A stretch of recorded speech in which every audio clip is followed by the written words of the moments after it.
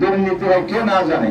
পিজিতে ঢাকা মেডিকেলে, সরকারি মেডিকেল হাসপাতালে কে হয় এটা কে না জানে? আমরা সবাই জানি।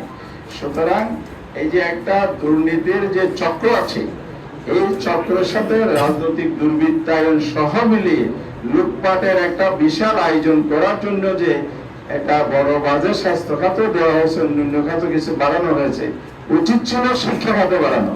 শিক্ষার মাধ্যমে যে দক্ষ ম্যানপাওয়ার তৈরি হয়, সেটাতে আমাদের একটি আগামী দিনের সমৃদ্ধ বাংলাদেশ উপহার দিতে পারে। সোশ্যালিজম কথা এখানে নাই। সেই জায়গাটা যদি আপনি মোরাল এডুকেশন সহ যদি নিয়ে আসতে পারেন, তাহলে করাপশন ফ্রি হবে, স্কিল বাড়বে, দক্ষ ম্যানপাওয়ার তৈরি হবে। এখানে মাত্র 0.5% আপনি বাড়াইছেন। আগে ছিল 10%, টোটাল বাজেটের এবার 2% করেছে। তাহলে শিক্ষা খাতের উপর এত বড় জুলুম বেইনসাফ আপনি কেন করলেন? আমাদের তরুণ প্রজন্মের কথা আপনি উচ্ছ্বসিত কণ্ঠে পার্লামেন্টে বলি সস্তা তালি নেন এবং আপনারা রাজপথে আনন্দ উল্লাস করেন, কিন্তু আমাদের প্রজন্ম তৈরির জন্য যে বড় খাত, এটা তো বাজেটের সর্বোচ্চ বরাদ্দ ছিল, যেটা জামাত ইসলামী প্রস্তাব করেছে।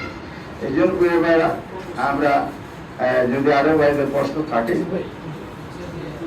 আমাদের যে প্রেস ব্রিফিংটা হয়েছে আমির জামাতের নেতৃত্বে, সেখানে সরকারকে উদ্দেশ্য করে এসআই বাজেটে ইনক্লুড করার জন্য দেওয়া হয়েছে।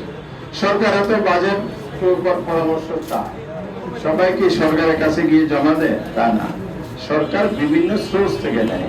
আর প্রধানমন্ত্রী কি বলছে, এটা তো সরকারের একটা দায়িত্ব মধ্যে পড়ে পরামর্শ বিবেচনা নেওয়ার জন্য, জমা দেওয়ার প্রয়োজন নেই।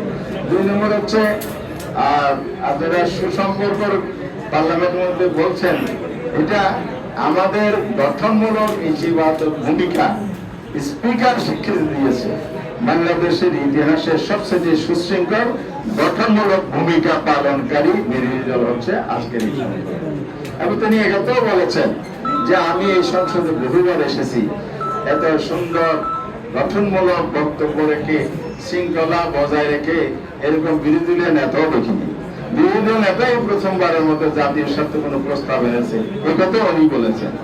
এটা জামাতের ইতিবাচক রাজনীতির যে ঘোষণা ইলেকশনের পরদিন আমির জামাত এই জায়গায় দিয়েছিলেন, সেটার কারণে পরিবেশটা তৈরি হয়েছে। আমরা এটা বজায় রাখতে চাই। সরকার যদি এটা নষ্ট করে, সেক্ষেত্রে কি করতে হবে তো আমির জামাত বলেছেন। সুতরাং আমরা পরিবেশ ঠিক দিকে এগিয়ে যেতে চাই।